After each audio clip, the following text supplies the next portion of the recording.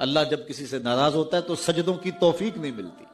अल्लाह जब किसी से नाराज होता है तो खशियत इलाही के जज्बे छीन लिए जाते हैं, तो वो ये दौलतें ले लेता है। बंदा समझता है मैं नमाज पढ़ने नहीं जाता, और तू कौन है ना जाने वाला, वो बुलाता ही नहीं है, तुझे तौफीक सजदा ही नहीं देता है, तो तू कौन है? तू तो भागता हुआ जाए।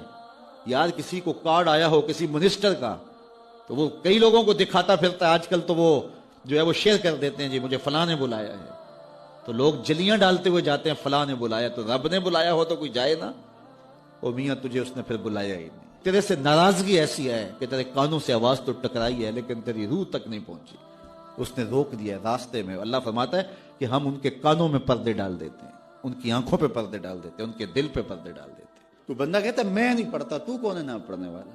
वो तुम्हें बुलाता नहीं, इस काबिल नहीं समझा गया, क्योंकि तूने उसके हुक्मों से मुंह मोड़ा, उसकी फर्माबरदारी को